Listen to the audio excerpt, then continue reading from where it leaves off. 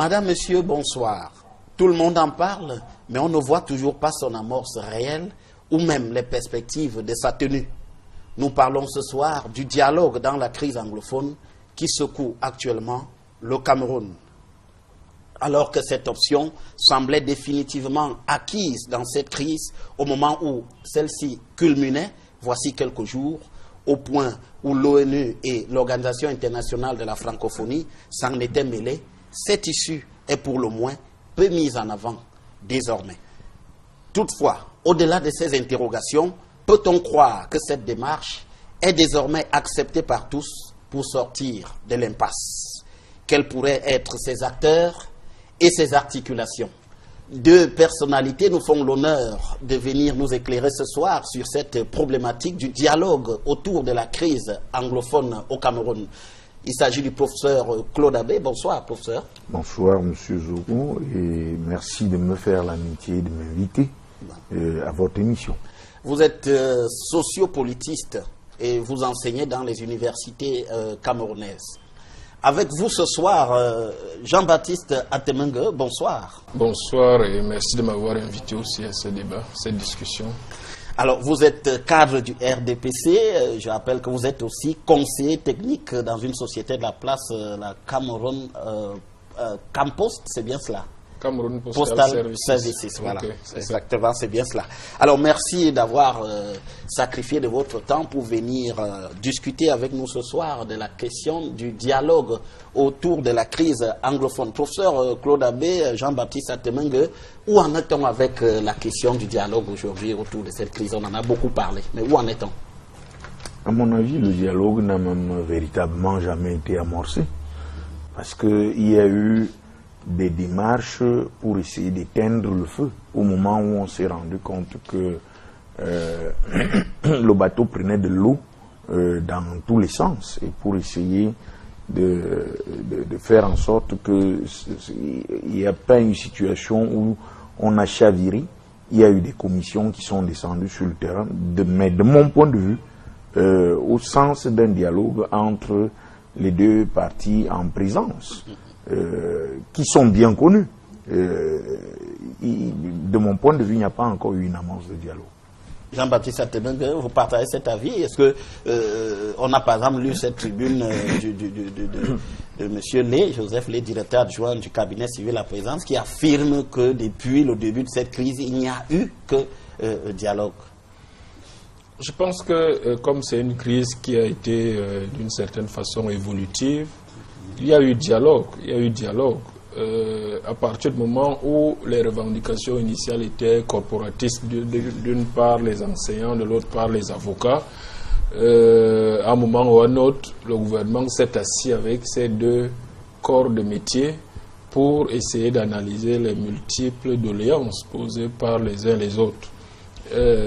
Beaucoup de ces doléances ont trouvé une solution, donc c'était suite à une discussion, donc un dialogue. Mais ensuite, on s'est rendu compte effectivement que au fil du temps, d'autres revendications s'ajoutaient jusqu'à ce que le problème devienne global, c'est-à-dire politique, et sorte des revendications corporatistes du départ. Et c'est pour ça que, effectivement, à chaque revendication, il faut bien un interlocuteur.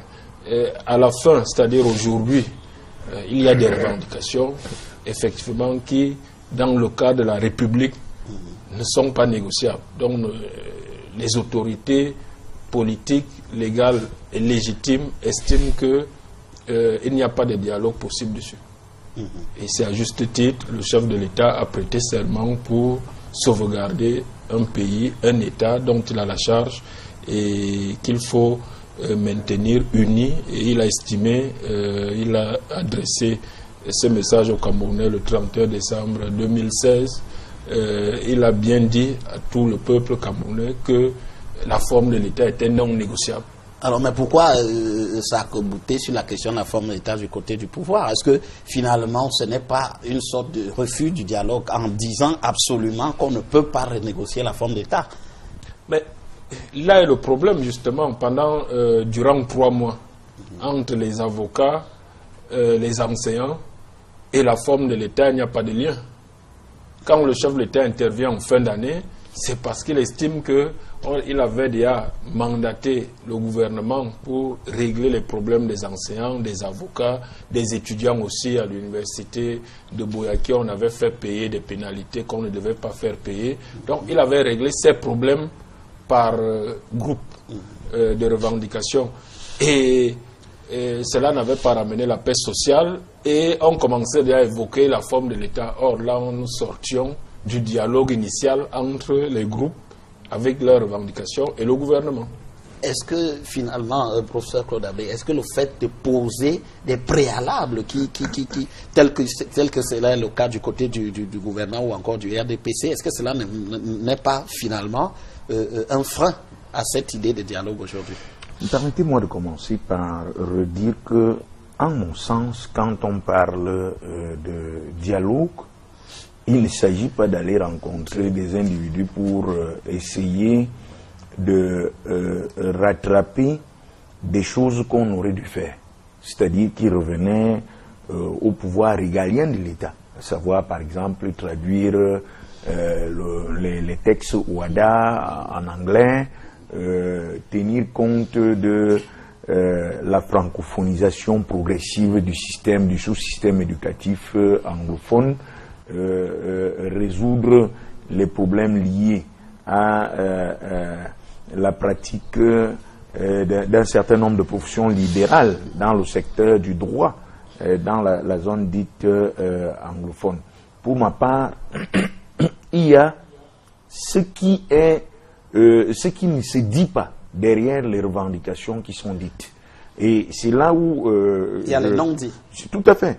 Et c'est ce que je voudrais justement, peut-être pas reprocher, mais c'est là où je voudrais attirer l'attention de M. Atemungue en lui disant qu'il y a effectivement un lien.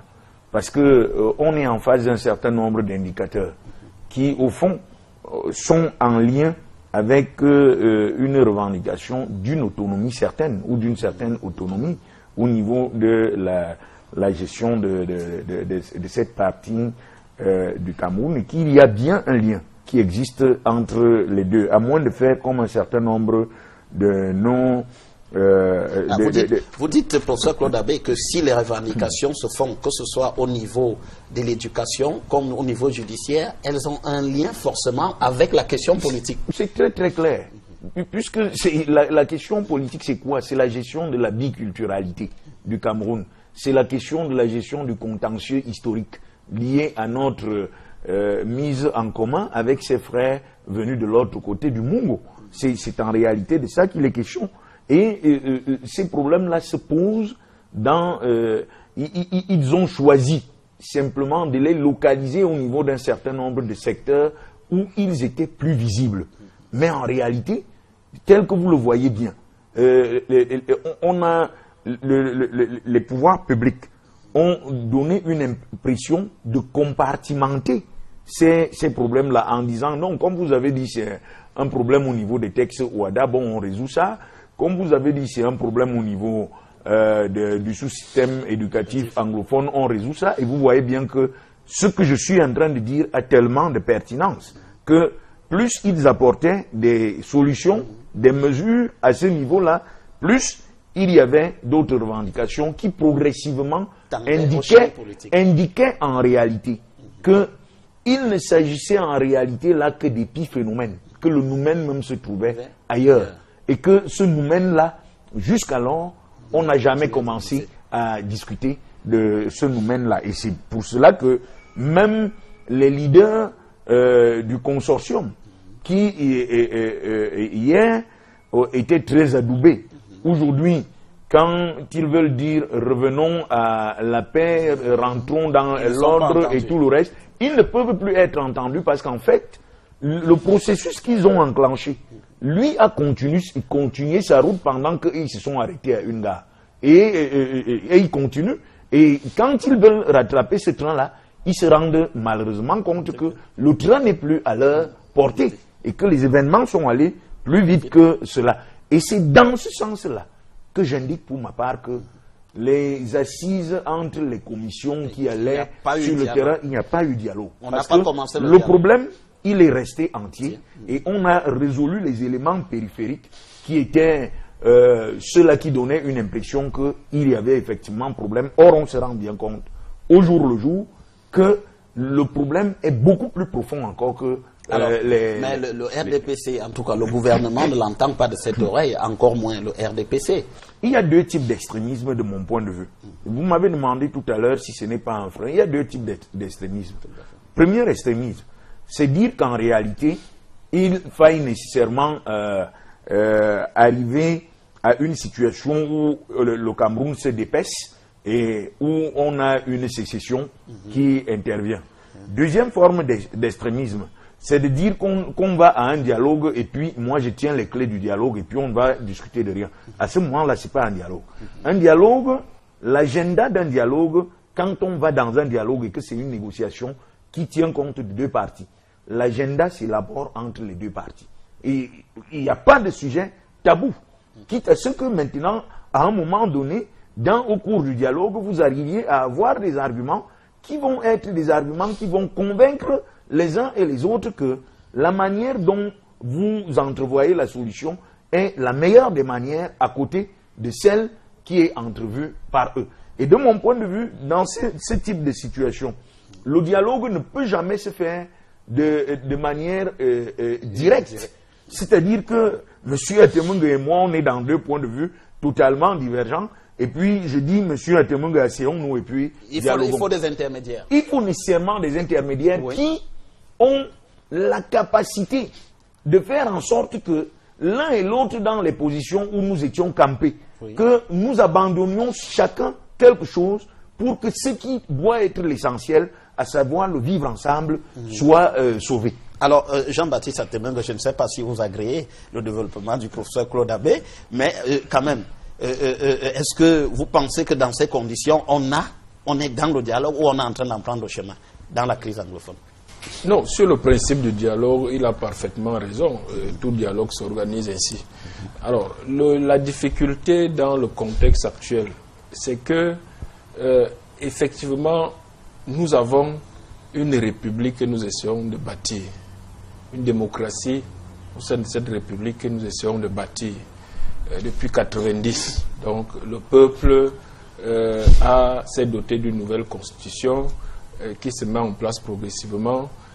Cette constitution a organisé les institutions d'une certaine façon, du pouvoir exécutif jusqu'au pouvoir local.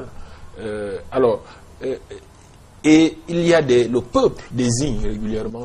Vous posez la question de l'intangibilité ou alors vous voulez dire que la constitution est intouchable. C'est bien ce que si on vous comprend très bien. Une démocratie vit, elle n'est pas intouchable. Elle n'est pas intouchable. Je vous demandais quand même, elle a été révisée en 2008 en faveur du candidat du RDPC. On l'a révisée à plusieurs reprises. Mais quand on révise une constitution, il y a des niveaux de révision.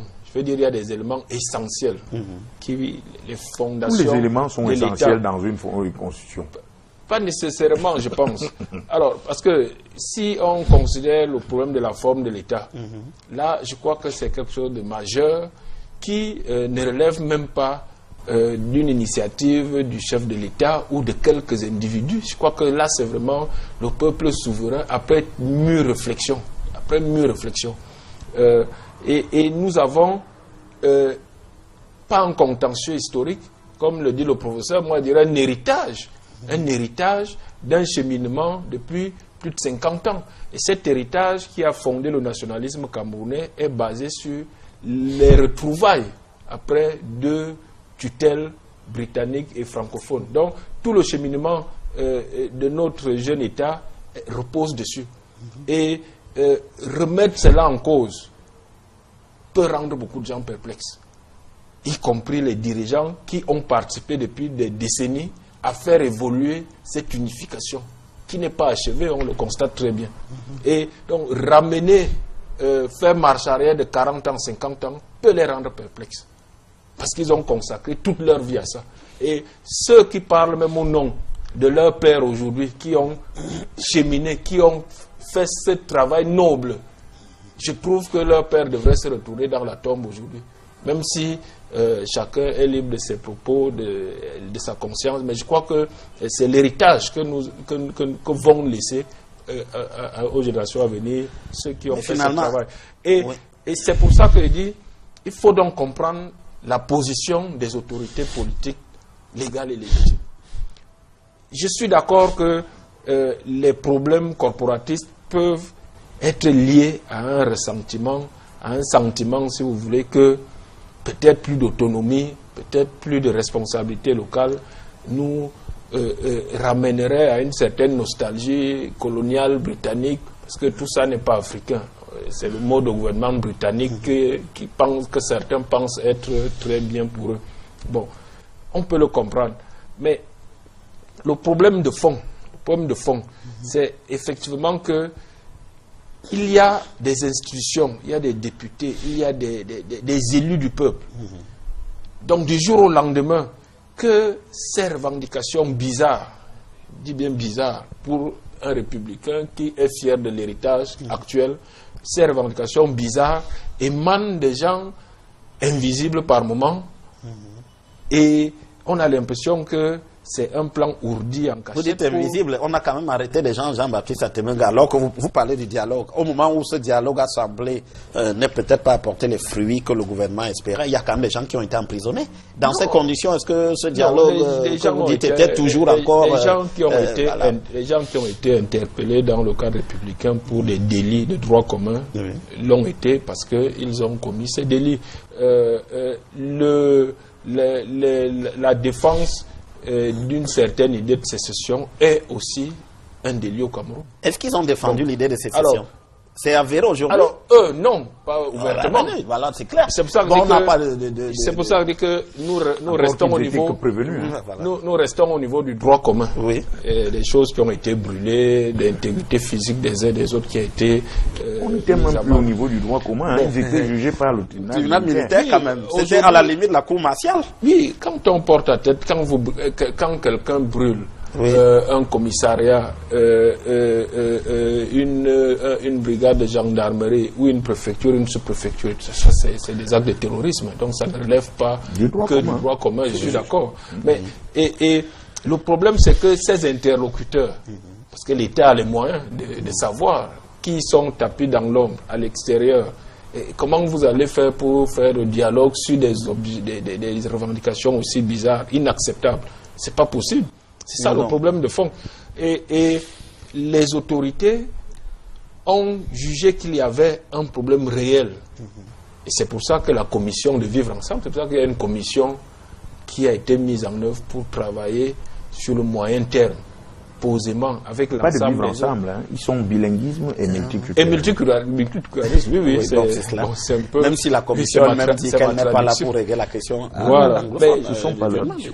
Absolument. Alors, sur le moyen terme, ils sont là. Donc, pour ça, le gouvernement, je pense, a pris conscience qu'il y a un problème. Et toutes les concessions faites depuis par le chef de l'État actuel ou même son prédécesseur, c'est parce qu'on prend en compte cette difficulté d'unification avec cette double identité linguistique, et donc par pragmatisme. Et ce pragmatisme n'est pas la fin de notre République, le but poursuivi par notre idée.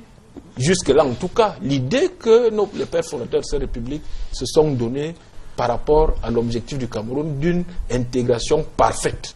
Donc, chaque fois qu'on sauvegarde des différences de façon provisoire, on discrimine positivement, ce sont des dérogations.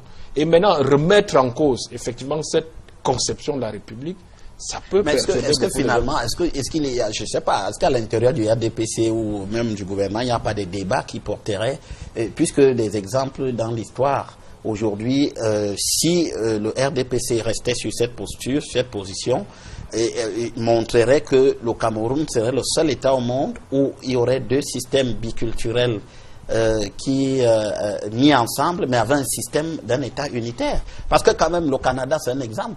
Où on a quand même le Québec qui est francophone et l'autre partie anglaise. Et on a quand même le fédéralisme là-bas.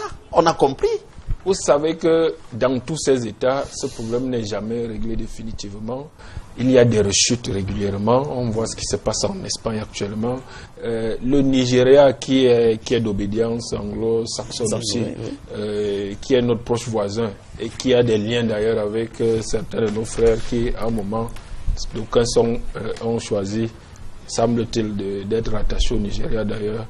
Mais nous le contestons. Le président Aïdjo l'avait contesté. Nous aussi, nous le contestons par nationalisme. Mais vous comprenez pourquoi je parle de contentieux historique. Oui, à ce niveau, oui, voilà. Il y en a. Le Nigeria qui est à côté est bel et bien un État fédéral. Tout à fait. Il est plus décentralisé que nous, au niveau local. Mais vous voyez très bien que ça ne règle pas le problème.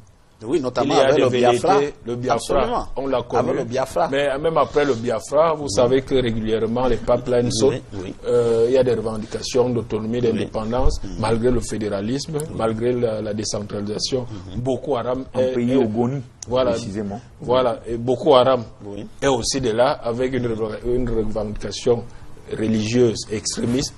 Tout cela dans ce fédéralisme et cette revendication qui s'appuie aussi sur... Alors, oui, mais tout de même, si on rentre dans l'histoire, il y a une différence. Jean-Baptiste Atemengue, il y a eu un référendum, il y en a eu 2 au moins sur le Québec. Et ce sont les Québécois eux-mêmes qui ont refusé de passer à une république indépendante. Mais il faut quand même observer qu'en Afrique, il n'y a jamais eu de référendum sur la question du fédéralisme. Alors, mais c'est une gestion politique. Voilà. Mais ça ne veut pas dire qu'au Canada, c'est un problème définitivement enterré. Donc, il y a des conjonctures qui font toujours rejaillir ce type de revendication. Et même au Canada, ça reviendra un jour ou un autre. Absolument. Alors, Claude Abbé, la posture du RDPC vous paraît-elle, on reste sur la question, est-ce qu'on avance ou finalement il faut évacuer ces inquiétudes que le RDPC c'est une posture qui est de nature à radicaliser davantage des individus, parce que M. Atemengue a dit quelque chose tout à l'heure, que dans la Constitution il y a des matières qui sont plus importantes et d'autres qui le sont moins. Moi, je ne suis pas de cet avis. Dans une constitution, toutes les matières sont situées à la même enseigne. C'est-à-dire que, par exemple, que le peuple camerounais décide que Tartampion peut se représenter candidat à une élection présidentielle. C'est une question qui est d'une importance au même titre que la forme de l'État. Puisque diriger les individus, nous sommes par nature nés libres et déléguer notre pouvoir à notre souveraineté à un individu pour conduire à notre destinée, c'est autant central, majeur, sensible et important que décider de ce sont ces subterfuges sur lesquels, de mon point de vue, que lorsque nous venons dans le cadre de ce type d'échange, et je connais les capacités de M. Atemengue de sortir des canons battus et de rejoindre cette universalité pour arriver effectivement à poser les problèmes tels qu'ils doivent être véritablement posés. Si on a pu résoudre, si on a pu toucher à la Constitution pour résoudre le problème d'un seul individu, et là où il reste même encore un contentieux juridique, ou pour savoir si ce texte-là le concernait ou non, en réalité. Donc, du fait qu'en réalité, il avait déjà reçu, il avait été élu sous un mandat et que, sous certaines conditions, et que on pourrait y revenir. Le droit de transition n'ayant pas été véritablement réglé là-dessus, mais ce n'est pas le sujet qui retient notre attention ici. Si on a pu résoudre ça pour un individu, pourquoi pour l'ensemble du peuple camerounais, on ne peut pas justement réfléchir sur les conditions qui pourraient faire en sorte que ceux-là qui se sentent mal à l'aise, d'une certaine manière, et qui ne revendiquent pas, parce qu'il faut le savoir, dans les activistes qui sont à l'œuvre, aussi bien dans le sud-ouest que dans le nord-ouest, il y a 3 catégories au moins. Il y a une première catégorie qui dit on veut l'autonomie, une large autonomie. Il y a des gens qui sont pour le fédéralisme. Et il y a des gens qui sont dans la logique souverainiste, c'est-à-dire ceux-là qui sont des sécessionnistes. Et à ce niveau-là, de mon point de vue, il n'y a pas de débat. Il n'y a pas de débat avec des gens qui veulent faire des sécessions. Par contre, il faut aller écouter les autres. entendre quels sont leurs arguments, voir dans quelle mesure ceci est de l'ordre du faisable ou non, en rapport avec les potentialités ou les ressources qui sont celles du Cameroun aujourd'hui. Est-ce qu'on est en mesure justement de gérer une fédération? Est-ce qu'on n'est pas en mesure?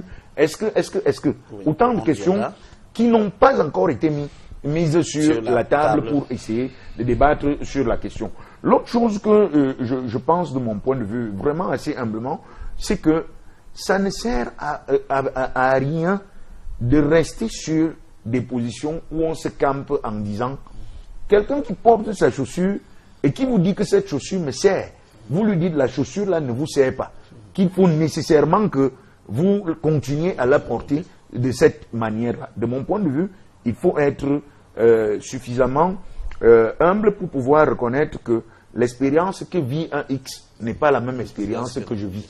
Et tenir compte, avoir ce sens d'empathie.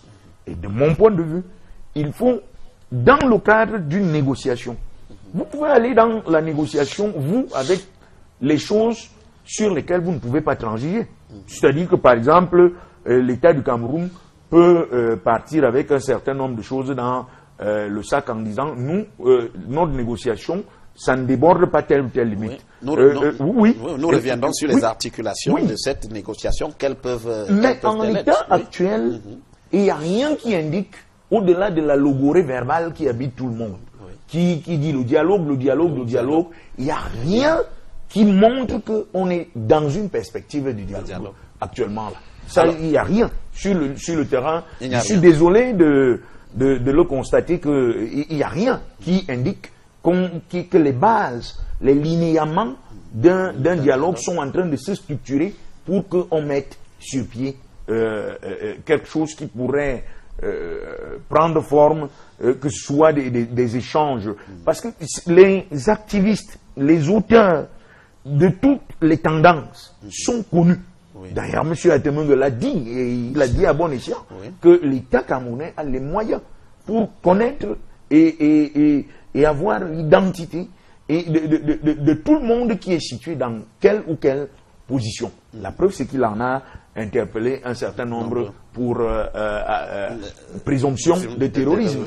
Donc, de ce point de vue, à mon avis, il y a tous ces éléments. Alors, Jean-Baptiste Atemeng, le secrétaire général des Nations Unies, Antonio Guterres, et la secrétaire générale de la francophonie, Michael Jean, sont sortis concomitamment sur la crise anglophone au Cameroun. Le premier en appelant à un dialogue inclusif, la deuxième en offrant sa médiation. Est-ce à dire que eux, ils ne considèrent pas qu'il y a eu dialogue comme vous considérez actuellement du côté du blanc? C'est pas parce qu'il y a eu dialogue qu'il ne doit pas se poursuivre. On voit bien que le problème persiste, des problèmes persistent, donc il faut poursuivre ce dialogue. S'il y a des âmes de bonne volonté d'ailleurs qui peuvent nous aider, tant mieux. Nous travaillons avec tout ce monde-là dans de multiples projets et la paix sociale est la condition pour que tous ces projets prospèrent. Et je suis d'accord sur la nécessité du dialogue, mais le gouvernement n'a pas fermé la porte au dialogue. Le dialogue se poursuit sur les trois catégories que le professeur a définies, les sécessionnistes, les autonomistes et les fédéralistes. Si on considère ces trois hypothèses, l'hypothèse, la seule hypothèse négociable pour l'instant, c'est l'hypothèse de l'autonomie, donc de la décentralisation, que ce soit l'accélération ou la remodélisation de cette décentralisation. Cette forme d'autonomie qui existe, ce n'est pas uniquement la décentralisation. Voilà. Pour l'instant, en matière de technique d'organisation. Je suis d'accord, mais le fédéralisme et toute autre forme, pour l'instant, n'ont pas été prévus par la Constitution. Au-delà même du fédéralisme, je suis en train de vous dire que la décentralisation, entre la décentralisation et le fédéralisme, il y a une forme qu'on appelle l'autonomie. Donc on peut donc remodeler cette décentralisation en autre chose, si vous voulez, mais ça sera toujours appelé décentralisation, puisque c'est ce que la Constitution territoriale et le Premier ministre ont pour mission d'accélérer et de préparer les états généraux de la décentralisation. Donc cela va se faire dans un cadre républicain. Ça va se faire. Je crois que le principe de décentraliser plus rapidement est revendiqué par tous, même si moi personnellement j'estime que ce n'est pas une panacée pour un certain nombre de mots, mais je crois que c'est une revendication légitime qui est prévu par la Constitution, et les gens ont l'impression que ça n'avance pas assez vite. S'il faut revoir les modalités, ça peut faire l'objet, dans le cadre de ces états généraux, d'une révision de ces modalités. Si ça passe par la Constitution, oui, mais dans ce cadre-là. Donc, je pense que sur ce plan, la porte à la négociation, elle est ouverte, elle se prépare. Mais est-ce que tous les interlocuteurs n'ont que ça en tête? C'est ça la question. Jusque-là, chaque fois qu'il y a eu une porte entrouverte, il y avait d'autres problèmes qui se posaient. Donc, et à ce niveau, ce qui vient parasiter, et c'est ce que je voulais aussi dire au professeur, qui vient parasiter le dialogue, c'est que ce sont les non-dits. Entre autres non-dits, vous voyez très bien tout ce qui se dit autour de ces revendications, ça aboutit toujours à un nom. Le chef de l'État. Le chef de l'État, heureusement qu'on l'a. Heureusement qu'on l'a. Mais beaucoup de gens pensent que la seule occasion, la seule opportunité pour eux de le faire partir, elle est là. Non, mais ça, c'est comme ça que vous voyez le problème. C'est pas moi qui vois. Mais vous écoutez dans les réseaux sociaux. Parmi les gens qui ont manifesté à Bamenda, dans la partie anglophone, il y a eu des messages demandant au départ du chef d'État. Le vice-président du SDF, suite à un certain nombre, je crois il y a deux semaines, a pondu un communiqué en disant que la seule solution, c'est le départ du président Paul Biya. Moi, j'ai lu. Mais est-ce que c'est un sujet tabou, le départ du président? Ce n'est pas un sujet tabou, mais de le lier. Le SDF fait partie des activistes. De le lier. Ce sont des hommes politiques qui veulent profiter et qui soutiennent ces activistes. Vous voyez, ils sont de mèche avec eux pour vous. Le communiqué de M. Joshua, ou si c'était une motion de soutien à ces extrémistes, il y a 2 semaines. Je l'ai lu. Et ce type de motion de soutien émane de tous les partis politiques. C'est ce qui complique le problème. Parce que l'opposition pense que... Y compris du RDPC. Y compris du RDPC, Jean-Baptiste Satemengue. Parce qu'on a quand même entendu... Le RDPC ne combat pas le chef de l'État. Si ça vient du RDPC... Il y a quand même des gens là-bas au RDPC qui parlent de terrorisme. Ils parlent des gens... Ils insultent les autres terroristes et tout. Et qui disent même qu'il n'y a pas de problème anglophone. Bon. Dans un sens, oui, on peut. C'est un problème de sémantisme. Un nouveau grand représentant là, qui a connu des problèmes au plus fort de la crise, avait d'ailleurs dit qu'il n'y avait aucun problème là-bas, jusqu'à ce que le gouvernement se mette à apporter un certain nombre de mesures pour justement montrer qu'il y avait un problème. Je veux parler ici du ministre Atangani. Oui, le ministre Atangani n'a pas dit qu'il n'y avait pas de problème. Non, il avait dit Sud-Ouest. Au nord-ouest, il avait dit qu'il n'y avait pas de problème anglophone. Donc, pourtant, non. Avoir des problèmes au sud-ouest, nord-ouest ne veut pas dire qu'il y a des problèmes anglophones. Donc, on peut nuancer. Question de sémantique. Oui. Je crois qu'il peut y avoir des problèmes au sud-ouest et au nord-ouest sans qu'il y ait des problèmes anglophones. Et ce que je voulais dire, c'est qu'à partir du moment où les hommes politiques ont fait preuve de duplicité et ont voulu exploiter à des fins de renversement du régime une situation peut-être sociale, cela a parasité le dialogue. Et on a l'impression que cette instrumentalisation politique des revendications corporatistes, c'est ça qui a fait perdurer les problèmes et qui les rend ingérables aujourd'hui, vu sur le plan du dialogue. Même si c'était le cas, M. Zogo, même si c'était le cas, c'est-à-dire, je voudrais raisonner par l'absurde, même si c'était effectivement le cas.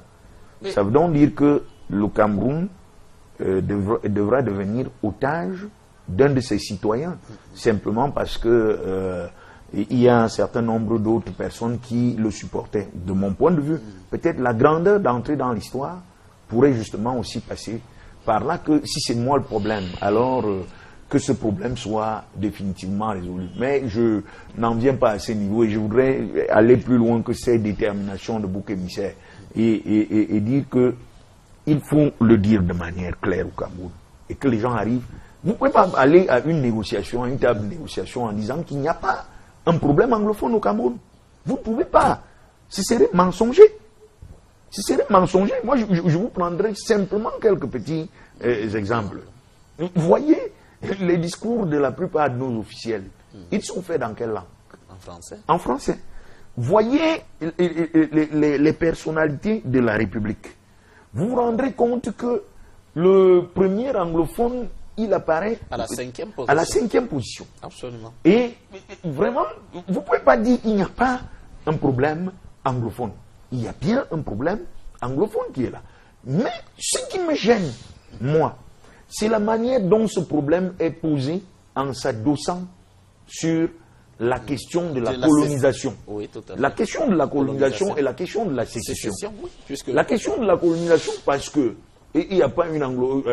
il ne s'agit pas de démontrer ici que la colonisation... Parce qu'en disant qu'on adosse ça au niveau de la colonisation, ce serait de dire que la colonisation aura été une bonne chose et que c'était un âge d'or dans lequel il faut rentrer. Et là, ce serait pour ma part une erreur. Tout à fait. Par contre, et c'est la même chose que dire également que on va traiter d'une question de sécession. Il n'y a aucun État républicain qui accepterait de vous discuter d'une question qui concerne la sécession. Et je vous l'ai dit que c'est une affaire à écarter. Maintenant, je dis qu'il y a bien des matières sur lesquelles peut avoir lieu ce dialogue-là. Alors là, nous sommes dans les articulations de ce dialogue. Jean-Baptiste Atemengue, c'est vrai que vous nous dites que le gouvernement a effectivement discuté des questions corporatistes, mais il reste quand même, je rappelais cette sortie du secrétaire général des Nations Unies et de la secrétaire générale de la francophonie, dialogue inclusif pour Antonio Guterres, médiation même de la part de Michael Jean. De quoi parlons-nous dans ce dialogue? Nous allons mettre quoi au-delà des discussions corporatistes que nous avons eues actuellement? Qu'est-ce que vous pensez qu'on peut consentir du côté de RDPC à mettre dans un dialogue aujourd'hui sur la crise anglophone? Pas du côté du RDPC, du côté du gouvernement. Oui, tout à fait. Le dialogue est la vertu première des démocraties.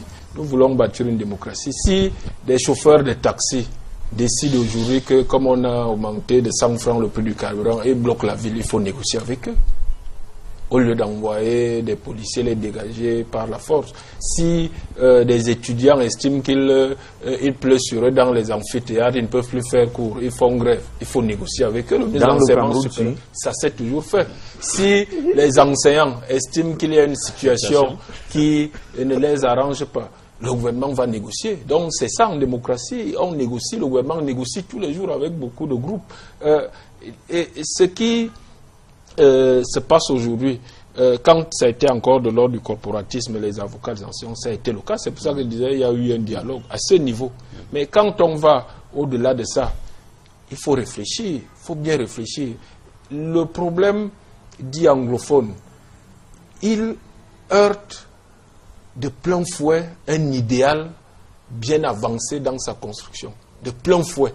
Et si on s'en tient à l'opportunisme politique immédiat, on peut mettre tout ça dans la poubelle.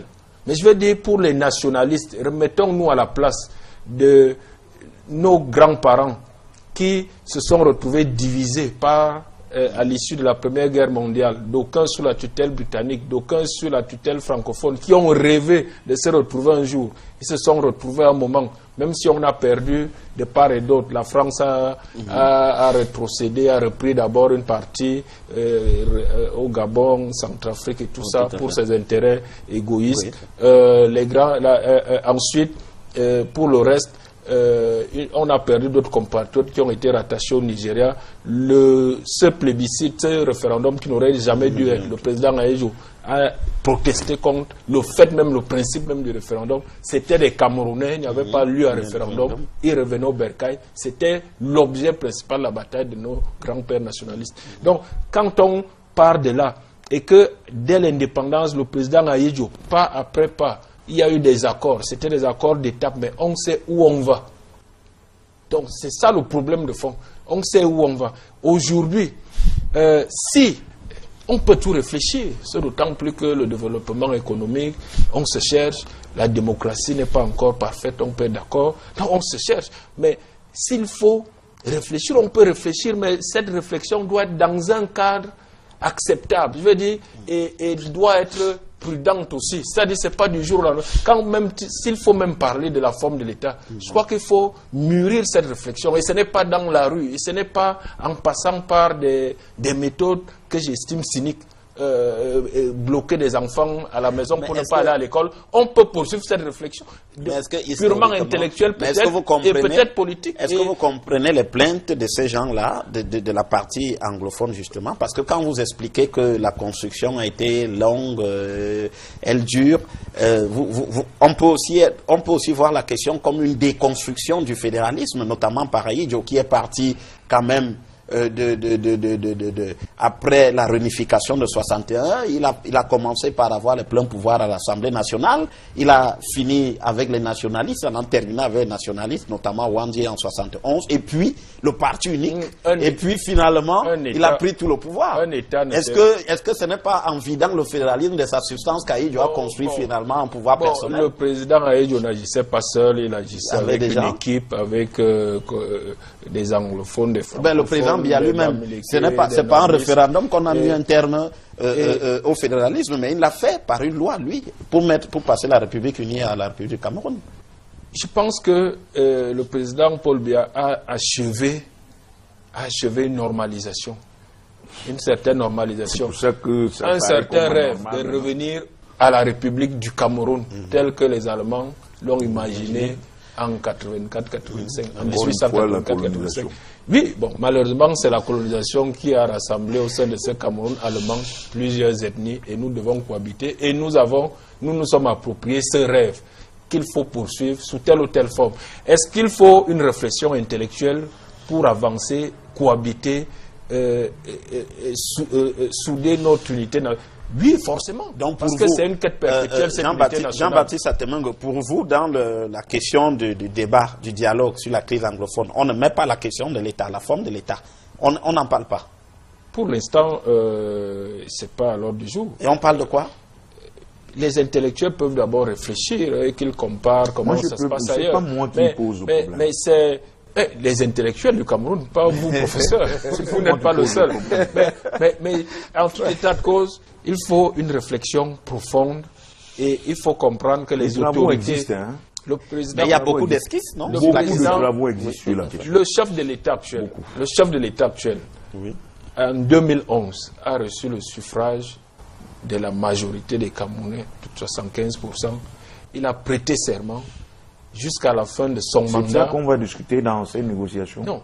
Il est tenu, il n'est pas habilité à parler même de cette forme de l'État. Je ne sais pas qui l'aurait mandaté entre-temps. Il a prêté serment pour...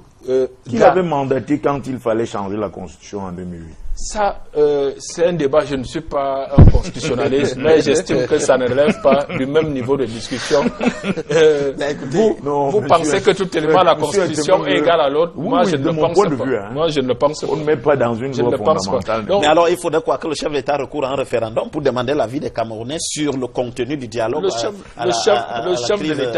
de l'État a été clair. Je pense que même ses adversaires qui le fréquentent depuis 30 ans dans le cadre du débat démocratique ne le connaissent pas très bien. Le chef de l'État a été très clair le 31 décembre 2016. Sur des questions essentielles, il n'est pas souvent de nature, et c'est un patriote, un nationaliste, il n'est pas de nature à changer comme ça de position sur un sujet aussi essentiel. Et je crois que toute la communauté internationale est consciente, a été informée, et le soutien, notre parti le soutient, d'autres partis politiques avec qui nous gouvernons dans la majorité présidentielle le soutiennent. Je pense que s'il y avait objet d'un référendum, il y a des référendums tous les jours, puis il y a des élections tous les jours. Je pense que nous avons une démocratie assez avancée. Cette question est non négociable, c'est-à-dire la forme de l'État. N'en parlons pas de la sécession. Il n'a pas prêté serment pour venir dépiécer le Cameroun. Okay. Alors, professeur Claude Abbé, on met quoi dans ce débat, dans ce dialogue? Aucun sujet ne doit être tabou, de mon point de vue. Si, quand on va dans un dialogue où on veut rassurer tout le monde, qu'on est véritablement engagé dans une logique de résoudre les problèmes, on va avec tous les sujets. On les met là. Sauf le sujet de la sécession. C'est-à-dire tous les sujets qui relèvent du Cameroun, forme de l'État, forme de ceci, nature de telle, nature de la gouvernance, et on trouve des solutions. C'est ça le sens d'un dialogue. Ce n'est pas une affaire où on va dans une position verticale on dit moi je veux pas ça, je veux pas ça, je veux pas ça, je peux admettre ceci, je peux admettre cela. Non. C'est le dialogue, c'est la mise en commun des significations, la mise en commun des préoccupations et la mise en commun des solutions dans lesquelles les gens arrivent à s'entendre pour dire voici le modèle de vivre ensemble. En fait, ce qui se pose aujourd'hui comme problème, c'est de construire un contrat social pour la République du Cameroun. Quel est le contrat de société qui doit être le nôtre? Et de ce point de vue-là, j'étais déjà militant d'une citoyenneté cosmopolitique. Ce que j'entends par citoyenneté cosmopolitique, ça va plus loin qu'une citoyenneté multiculturelle. Parce que la citoyenneté multiculturelle, c'est la reconnaissance des droits culturels aux communautés. Alors qu'à l'intérieur des communautés, il y a bien des choses qui continuent d'empêcher certaines personnes de jouir de leurs droits citoyens. Je vais prendre un exemple. Si vous donnez comme cela se voit dans le code électoral à une communauté la possibilité d'avoir une représentation dans les listes de candidature pour par exemple les municipales ou les législatives, vous allez vous rendre compte que vous n'avez pas résolu le problème de la minoration culturelle de la femme ou même des cadets sociaux tels que les jeunes. Vous ne les avez pas résolus. Par contre, de mon point de vue, quand vous êtes dans une perspective de la citoyenneté cosmopolitique, c'est une pluralité irréductible. C'est-à-dire vous êtes d'abord citoyen camerounais, mais être citoyen camerounais ne vous empêche pas d'être bakweri, d'être anglophone, d'être, je ne sais pas moi, quelqu'un qui appartient au grand groupe Sawa, et de se revendiquer de tout ça, tout en étant camerounais. C'est-à-dire sans qu'il y ait une contradiction entre toutes ces réalités-là. C'est d'autant plus qu'au quotidien, c'est bien comme ça que les Camerounais, en réalité, ils vivent. Donc, de mon point de vue, il ne faudrait pas un sujet tabou sur... Donc, vous ne comprenez pas très bien le refus du gouvernement d'aborder la question de la forme de l'État. Il ne s'agit que d'un dialogue. Il ne s'est pas agi de prendre une décision à l'immédiat. Nous savons d'ailleurs ce que les retombées de la grande, où ils ont appelé le large débat, où c'était la tripartite. Nous savons ce que la tripartite a donné. C'est-à-dire que la tripartite de la Constitution, aujourd'hui, qui est en réalité quelque part querellée. C'est la tripartite qui rattrape ainsi le Cameroun. Hein, peut-être vous ne le savez pas. Parce qu'au moment où il a été donné à la commission qui devait en réalité réaliser la constitution du Cameroun, on avait les Carlson à Nyangwo, on avait un certain nombre d'universitaires d'expression anglaise là-dedans. Celui qui en était le principal responsable, qui est encore vivant aujourd'hui, et que vous connaissez très très bien, qui est l'un des grands constitutionnalistes de l'État du Cameroun. Pour ne pas le citer, le professeur Joseph. Oui. Il y a eu beaucoup de migmats qui n'ont pas permis en ce que les autres s'expriment là à l'intérieur. Et la constitution est sortie comme ça, comme d'un tour de baguette magique, et on s'est retrouvé avec la constitution que nous avons aujourd'hui. C'est les ratés de là qui rattrapent les Camerounais. Et c'est pour cela qu'il ne faut jamais tricher avec des possibilités qui sont offertes de discuter sincèrement et sérieusement des questions qui engagent la postérité. Et parce que finalement, le passé, il nous rejoint toujours dans l'avenir. Et malheureusement, on est obligé de faire une sorte de retour en arrière alors qu'on avait déjà effectivement avancé. Donc, de mon point de vue, aucun sujet ne doit être tabou, sauf celui lié à la partition du Cameroun. De ce point de vue-là, ça permettrait qu'on arrive à un débat qui est serein. Deuxième chose qu'on pourrait empêcher là, j'ai entendu dire un certain nombre de membres de la communauté internationale, ils peuvent peut-être nous donner un certain nombre de conseils en dehors. Mais en réalité, que les Camerounais parlent d'abord eux-mêmes de ce qu'ils veulent. Il y a dans ce pays un certain nombre d'acteurs dont on connaît l'intégrité, dont on connaît le sérieux, qui n'ont aucun parti pris, qui peuvent arriver à gérer un tel dialogue de manière à aboutir à un certain nombre, à partir du moment où toutes les parties sont véritablement engagées dans une logique de venir au dialogue et que les uns et les autres apportent leurs arguments et que ces arguments-là soient effectivement gérés au crible de la possibilité en ayant en ligne de fond, en ligne de projet, la construction d'un vivre ensemble de manière à ce que une situation comme celle de la zone dite anglophone ne soit plus une situation que le Cameroun connaît et qu'on se mette ensemble vers un certain nombre de choses. Nous avons toutes ces ressources-là au niveau du Cameroun. Ah oui, absolument. Alors, Jean-Baptiste Atemengue, vous restez toujours sur ces... Finalement, on met quoi? On ne parle pas de la forme d'État, on met quoi finalement? Rien du tout. Le RDPC va-t-il discuter avec lui-même ou le gouvernement va-t-il discuter tout seul? On est presque d'accord avec le professeur finalement. Oui, voilà. Quand on dit forme de l'État, la différence c'est que la forme de l'État, nous la négocions dans ce que nous on a appelé décentralisation. Pas de création des États. Ça, c'est des avis que vous pouvez avoir. C'est des positions avec lesquelles vous pouvez partir au débat. Dans la négociation. Et partant de la tripartite qui a effectivement politiquement produit la constitution actuelle, il me semble qu'il y a un parti qui n'y était pas, qui est devenu le premier parti de l'opposition, le SDF, et qui a toujours défendu une idée de fédéralisme. Et cette idée de fédéralisme, si elle était grandement partagée, elle serait, avec autant d'élections organisées depuis dans le cadre de cette constitution, je crois que cette idée serait déjà plébiscitée par les Camerounais. Le SDF, au contraire, au fil du temps, alors qu'ils... Dans quelles conditions d'élection? Là où les membres du RDPC deviennent membres de l'ECAM. Mais soyons un peu sérieux, monsieur.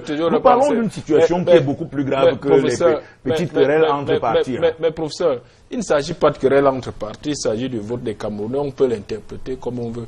Mais ailleurs, quand les partis au pouvoir, usant de quelques avantages de leur statut de parti au pouvoir, ont même ont perdu les élections, il y avait bel et bien les mêmes outils, les mêmes leviers. Donc, si véritablement au Cameroun, le peuple veut rejeter le RDPC, le peuple veut rejeter la forme de l'État pour adhérer au fédéralisme, je crois que depuis 1996, ça se saurait. Oui, ça se saurait véritablement. Oui, très sûr. Parce que quand le président Ouad a perdu récemment au Sénégal, il a tout fait ne pas rester. Il n'y a pas que le Sénégal. Non, le Cameroun n'est pas le Sénégal et je vais vous montrer la différence entre le Sénégal et le Cameroun. Au Bénin. Excusez-moi, si vous me permettez, je vais vous montrer la différence entre le Cameroun et le Sénégal. Tous ces gens que l'opposition a battus ne voulaient pas partir. Le Sénégal a une société civile qui est extrêmement forte et dynamique, qui a réussi à dire non au président Ouad en faisant non. Ce n'était même pas par le moyen du vote. C'était pas l'insurrection au Sénégal. Le Sénégal n'a jamais connu l'insurrection. Ça n'a pas été une insurrection. Mais c'était pas le vote alors. Lorsque le groupe Y'en a marre et les partis politiques d'opposition se sont mis en place pour refuser la proposition du ticket unique au niveau du Sénégal, ce n'est pas passé par le vote. Ils ne sont même pas arrivés là. Les modifications que M. Ouad voulait faire dans la Constitution ne sont pas arrivées. Par contre, au Cameroun, en 2008, lorsque M. Biya a décidé de se faire donner la possibilité de rester à l'éternel au pouvoir, les partis d'opposition, comme la société civile camerounaise, sont restés totalement muettes. Non. Donc, sont restés totalement muets. Et sur ce plan-là, vous ne pouvez pas faire de comparaison entre les deux. On est en phase de deux. Le problème de la Constitution au Cameroun et la révision de 2008, c'est que on est dans le même cas de figure, hein. Pas nécessairement. C'est le même cas de figure. Là-bas, on voulait aussi négocier, modifier la Constitution. Il y a des chassés croisés opportunistes. En 1996, le SDF n'y était pas. Aujourd'hui, le SDF a plutôt l'image d'un parti modéré, sauf depuis les troubles au nord-ouest, sud-ouest, ils veulent redevenir un parti régionaliste anglophone. Bon, ça c'est leur problème. Mais Frondier, il est quand même président pratiquement d'une victoire en 92. Le MRC qui fait la surenchère avec le SDF, qui est né entre-temps. Le MRC était dans la modification constitutionnelle. Son président... Non, pas le MRC. Pas le MRC. Son président. Non. Quand il dit son président Kamto. Maurice Kamto. Il était au gouvernement. Il était au gouvernement. Oui, mais pas le MRC. Il est né entre-temps. Non, je ne suis même pas sûr qu'il était membre si, de la commission. Moi, je suis pas sûr. En 2008, il n'était pas dans la commission. Vous le mettez dans la tripartite. Non, pas la tripartite. Non, parce que la constitution de 96 naît. Vous parlez de la révision de 2008. Il était, en tant que membre du gouvernement, il était d'accord. Est-ce qu'on a la preuve de ça, Jean-Baptiste? Il a signé à l'Ouest la révision de cette constitution. Ah, il a signé à l'Ouest. Il l'assume, il l'a signé. Donc, lui qui a su démissionner pour très peu, aurait pu démissionner en 2008 s'il était opposé. Vous voyez que sa position aujourd'hui est totalement opportune. Donc, il y a un chassé-croisé selon les événements et les conjonctures. Aujourd'hui, il est le plus radical contre tout ce que le gouvernement peut faire. Mais en 2008, il a accepté cette modification constitutionnelle. Moi, de toutes les façons, indépendamment de l'engagement partisan des uns et des autres, ce dont nous parlons est de loin au-dessus des engagements partisans. Nous parlons du Cameroun. Nous parlons de la possibilité qu'il y ait des gens qui vivent ensemble dans le contexte du Cameroun et qui se revendiquent camerounais.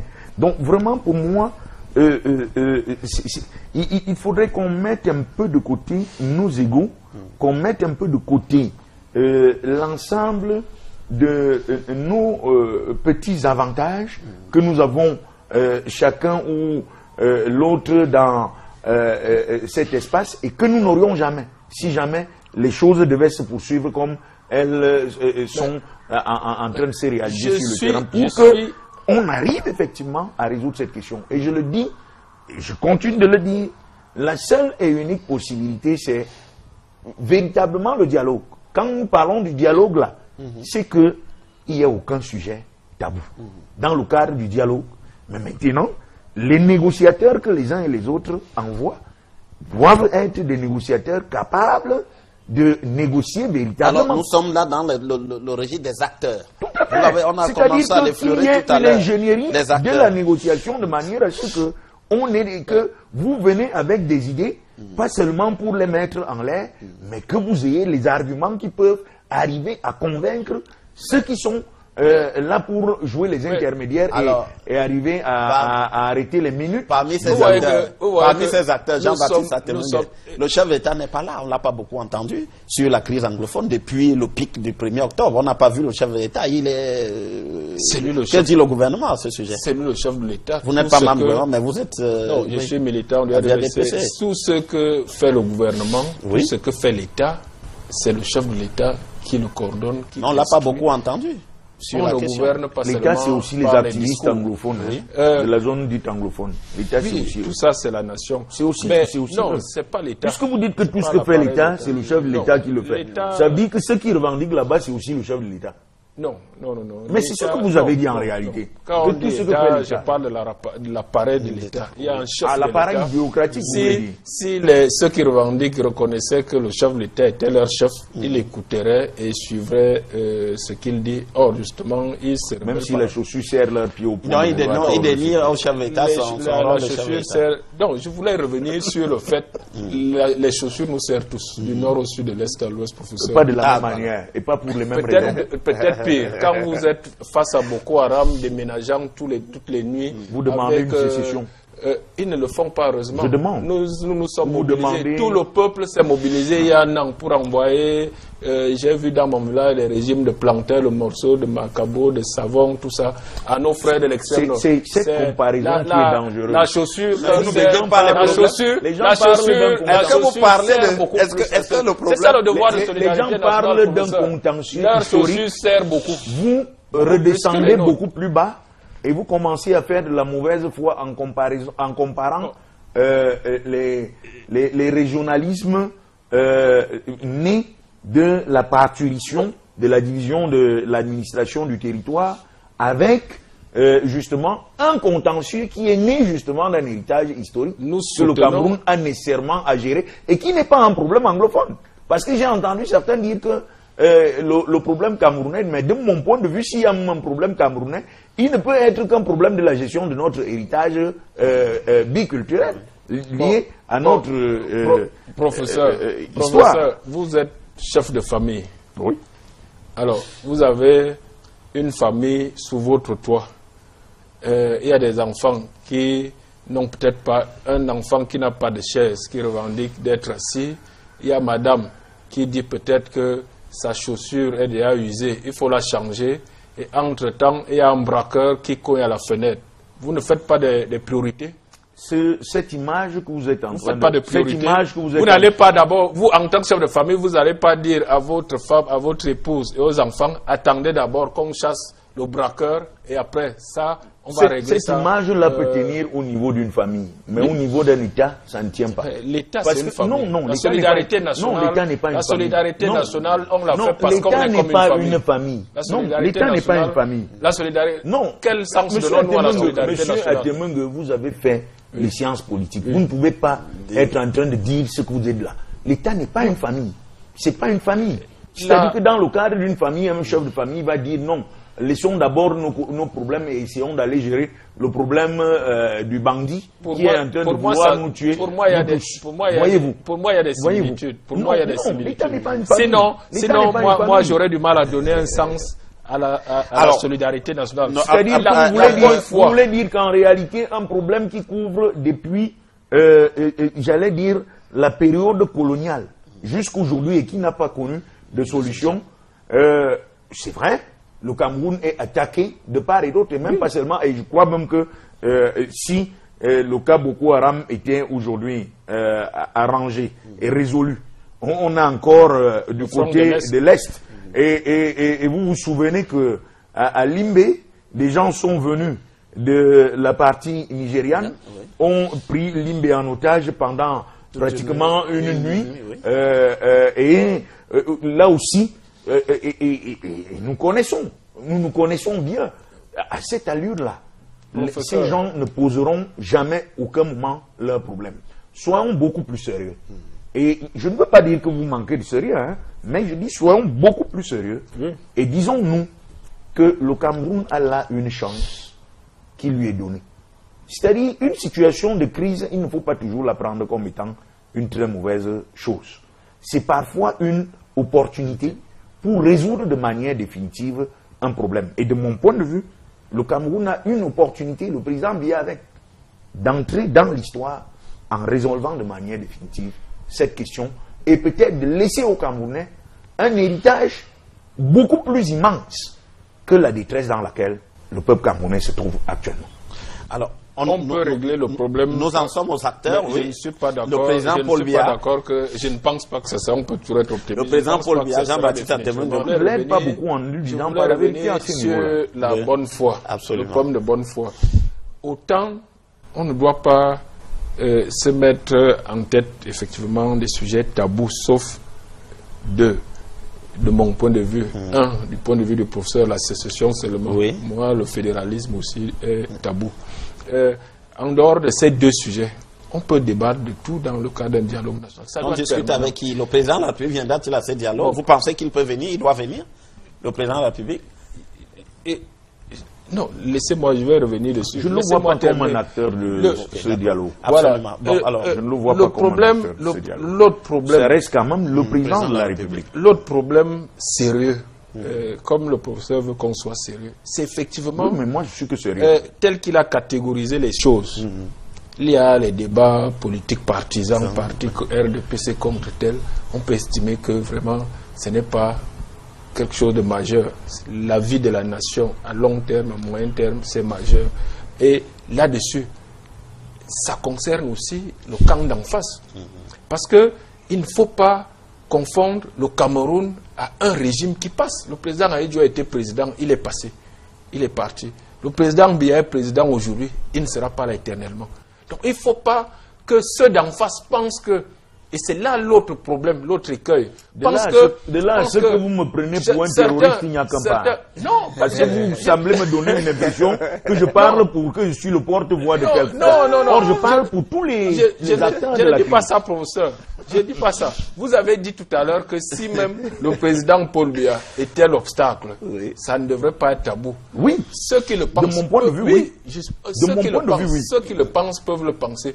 Mais je veux dire, quand on touche à l'avenir à moyen et long terme du Cameroun, je crois que le président Paul Biya est de passage. Et il faut faire attention, donc, justement, de ne pas profiter d'une guerre immédiate pour accéder au pouvoir et saccager ce que nous devons laisser à nos petits-enfants, à nos arrière-petits-enfants. Parce que c'est là où on en est aujourd'hui. Quand des gens remettent en jeu, pour des raisons visiblement politiciennes, parce que le débat, quand il est de bonne foi, il n'est pas pressé. La vertu de la démocratie, c'est la patience. Parce que la différence dans la démocratie, je ne vais pas vous faire la leçon, professeur. La différence dans la démocratie et la révolution, c'est que la révolution, c'est qu'on veut tout de suite là. Oui. La démocratie et le dialogue permet l'acceptation même provisoire de la médiocrité. On se dit, bon, c'est-à-dire, on ne rêve pas d'un paradis là. On prend le temps de mettre en œuvre. Le peuple peut même se tromper et lire un mauvais président. On corrige dans 5 ans. Il peut même se tromper et lire un mauvais maire. C'est ça le dialogue. Donc, il n'y a pas d'urgence immédiate. Le point de vue qui était le mien et qui reste le mien. Et donc le président Paul Biya est de passage. Il n'est pas le Cameroun. Il ne concerne pas. La question n'est pas forcément liée au président. Je ne fais pas une fixation. Pour moi, sûrement pas. S'il vous plaît. Pour moi, sûrement pas. Mais pour d'autres, il semble lier les deux. Je ne fais pas une fixation. Il semble même utiliser certaines questions à des fins d'opposition au président Paul Biya. Je ne fais pas une fixation sur M. Biya comme président de la République. Heureusement qu'on l'a d'ailleurs. C'est-à-dire, ça c'est tout à fait, de votre point de vue, partant de votre parti, ça ne peut être que la position que vous aimez. Même en tant que citoyen, quand vous voyez ceux qui sont prêts à diviser tout le pays pour accéder au pouvoir, ne me faites pas adhérer à vos idées alors que je n'y adhère pas. Donc, moi je suis en train de dire ceci. Que ce soit Jean Bikaï, Amadou, Kamga ou qui est président de la République. On est d'accord. À partir du moment où l'intérêt du vivre ensemble est en jeu, si il se trouve que cet Tartampion-là est un problème, c'est-à-dire dans le cadre du dialogue, on se rend compte qu'il est un problème. De mon point de vue, si l'une des solutions passe par son départ, c'est une affaire qu'il faut mettre sur la table. De mon point de vue. Mon point de vue, c'est-à-dire que moi, il ne s'agit pas... sur le principe, on est d'accord, professeur. Oui, heureusement que ce n'est pas alors, nous en sommes aux acteurs de ce débat. Vous disiez tout à l'heure, pas forcément le président de la République. Non, le président de la République a beaucoup d'autres choses à faire. Regardez aujourd'hui, de mon point de vue, le président de la République peut prendre justement la hauteur qui a souvent été la sienne. Et rester vraiment loin de cela comme un acteur. Et laisser donner peut-être les lignes à partir peut-être d'un décret ou d'un, je ne sais pas moi, que dans ce dialogue, ceux qui sont peut-être les médiateurs pourraient avoir tel ou tel profil. Et le dialogue devrait pouvoir travailler sur telle période, et puis nous faire un certain nombre de propositions probantes sur lesquelles la plupart des individus, même s'ils ont quelques légers désaccords, c'est-à-dire on a des éléments essentiels sur lesquels on s'est accordé. De manière à prendre l'engagement que les résultats également de ce dialogue-là ne seront pas progressivement mis en... Comme je l'ai vu, il y a un terme qui existe dans la Constitution camerounaise, que les institutions seront progressivement mises en place. Progressivement, qui n'est pas un terme juridique. Ça, il faut vous le dire, je ne suis pas juriste, mais vous le savez, au Cameroun, on invente beaucoup de concepts comme cela. Et nous disons, avec un timing, un échéancier bien précis, de manière à ce que lui aura joué son rôle, qui est le rôle de quelqu'un qui montre la volonté en tant que légataire de la souveraineté populaire, qu'il est dans la logique d'écouter ce que fût-ce des fragments de ce peuple-là est en train de dire. D'ailleurs que le débat, il va plus loin que les régions dites anglophones. Et donc, que fait-on dans la partie anglophone? Ceux qui revendiquent, qui sont les acteurs avec qui ils sont connus. Aujourd'hui, ils sont connus. Les gens du consortium sont connus. Un certain nombre d'entre eux sont dans le pays, d'autres sont partis hors du pays. De mon point de vue, il faut créer les possibilités, il faut créer dans le cadre d'un tel dialogue qui se veut sérieux, créer des possibilités que ces gens-là viennent effectivement discuter. Qu'ils disent ce qu'ils ont à dire et ce qu'ils reprochent au mode de fonctionnement de notre contrat social d'aujourd'hui. De manière à apporter, il ne faut pas simplement venir discuter, mais qu'on y apporte des solutions bien précises. Que sur telle chose où nous ne sommes pas d'accord, voici ce que nous proposons, de manière à ce que on essaye de discuter de l'opérationnalité de cela au regard de ce que l'ensemble des Camerounais entrevoient pour arriver à continuer à vivre ensemble et à projeter leur pays vers une modernité de coexistence. Alors, Jean-Baptiste Atemengue, le chef de l'État prend de la hauteur. Maintenant, les autres acteurs, il faut quoi? Des intellectuels, la partie anglophone, on discute avec qui? Seulement des intellectuels. Oui, tous les acteurs. On a de nombreux acteurs dans la société civile qui ont véritablement, dont l'intégrité est aujourd'hui connue. Dont l'intégrité est aujourd'hui connue, où on sait bien que celui-ci, il n'est pas pro-gouvernement, celui-ci, il n'est pas pro-opposition, pro-tel ou tel, et qui peuvent, ayant des compétences avérées et dont l'intégrité et l'engagement au niveau du pays, du bien du pays sont connus et qui ont cette poignée-là qui peuvent arriver à diriger un tel débat. Okay. Alors oui, Jean-Baptiste Atemengue, le chef de l'État fixe le cap et dans la foulée. C'est un vœu, c'est un vœu. Oui. Il y a des cadres qui existent déjà où on peut discuter. S'il faut créer un cadre ad hoc, pourquoi pas? Tant que ça reste un dialogue républicain, le chef de l'État, il a déjà fait. Il y a eu la tripartite à l'époque. Il a fait lors d'un large débat aussi ensuite. Donc je crois que s'il y a nécessité, il le fera. Il le fera, mais dans ce cadre républicain et dans le strict respect de nos lois et règlements. Aujourd'hui, il y a effectivement peut-être des gens, puisque lorsqu'il y avait encore des revendications de type syndical, on a entamé ce dialogue. Il y a des gens qui sont assis autour de la table. Bon, ça a tourné au vinaigre. On peut rétablir avec en fait, ce qui a eu lieu entre les syndicats et l'appareil bureaucratique, c'était pas le dialogue, c'était tout simplement des négociations sur leurs revendications. Et une négociation n'est pas un dialogue. Bon, vraiment, il faut faire le distinguo entre les deux. On peut donc aller plus loin. loin. Une négociation n'est pas un dialogue.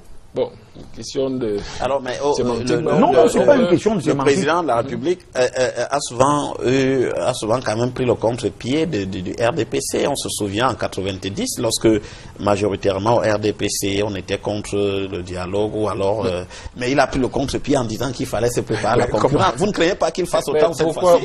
Vous êtes en train de dire, oui, on ne peut pas discuter la forme de l'État. Mais monsieur Zoro, là, vous jouez le jeu de ceux qui simplifient les positions. Est-ce que vous avez fait un sondage en 90 pour savoir que la majorité des militants... Il y avait des marches, Jean-Baptiste, la démocratie. Il y avait des marches contre le multipartisme. Non. Il y avait des marches. Non. Comment le multipartisme n'est pas la démocratie forcément telle que... C'est une procédure. C'est une procédure. Mais à l'époque, l'idée telle que moi je l'avais perçue, jeune étudiant, c'était contre le multipartisme précipité. Il y avait un deuxième adjectif. Et ensuite... de 66 à 90, il y avait précipitation, à votre avis? Ça faisait combien d'années qu'il y avait le parti unique? De 1966 et de 84 septembre, de 82 à 90, il y a eu démocratisation au sein du parti ou non? Oui, mais Alors, tous les Camerounais n'étant pas du RDPC. Non, on peut être d'accord. On peut être d'accord. Donc c'est une démocratisation quand même. Tous les Camerounais étant ni du UNC, ni du RDPC. La différence fondamentale entre l'UNC et le RDPC dans les statuts même, c'est qu'effectivement, le RDPC en 85 a introduit la notion de démocratie dans le mode de désignation de ces candidats, dans le mode de fonctionnement. On n'a jamais modifié ces fondamentaux. Ce sont les mêmes statuts. Vous voyez de 88, de 85 à nos jours. Si on a utilisé les mêmes statuts pour faire fonctionner le RDPC avant 90, avant qu'il y ait cette vague, et les mêmes statuts démocratiques de 85, nous les utilisons. Aujourd'hui, on ne les a pas modifiés. Donc le RDPC a des fondations démocratiques. Alors, comment vous voulez qu'un parti qui, 4 ans avant, vienne de dire nous voulons la démocratie au sein du parti, marche contre la démocratie 5 ans après?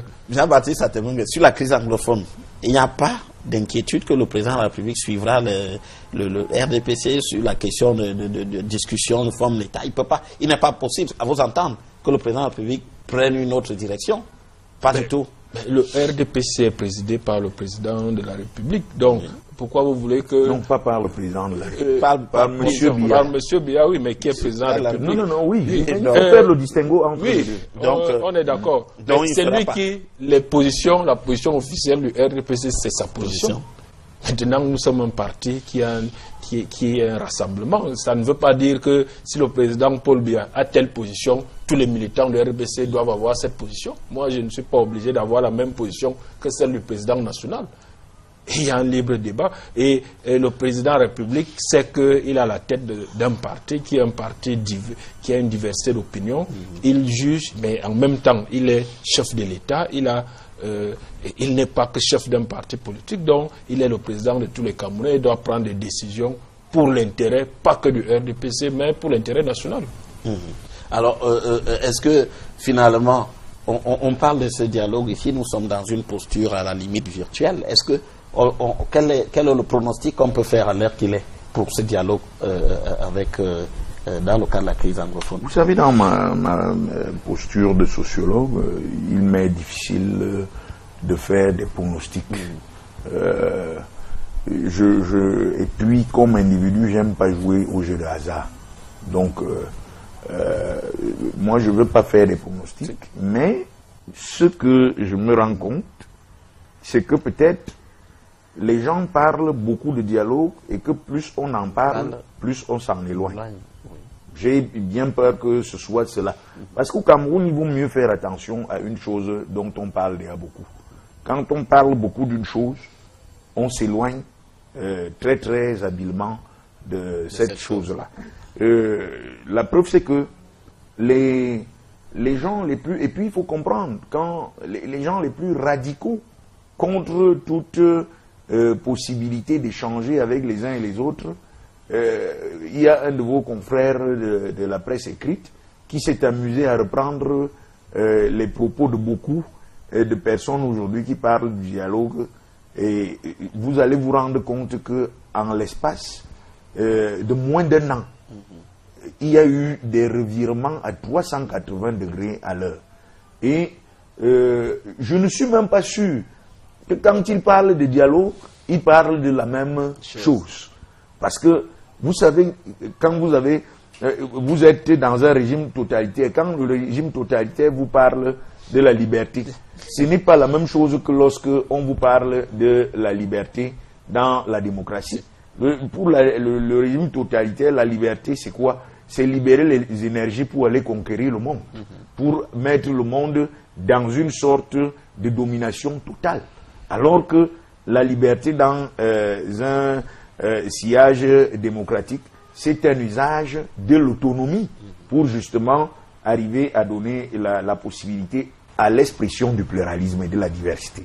Et donc, de mon point de vue, j'ai bien peur, surtout de cette nouvelle conversion quasi religieuse et messianique que l'on enregistre ces derniers temps, que le dialogue, il soit plutôt très loin de la réalité. Qu'il soit mal parti finalement. Non, moi c'est une conjecture. C'est une conjecture. C'est loin d'être là une décision ou même, mais c'est une conjecture au regard de la mince connaissance que j'ai du fonctionnement du landerneau politique au Cameroun. Jean-Baptiste Atemengue, il y a espoir qu'on mette quand même finalement ce dialogue sur la table. On va en parler là dans quelques jours. Espoir, je l'espère aussi.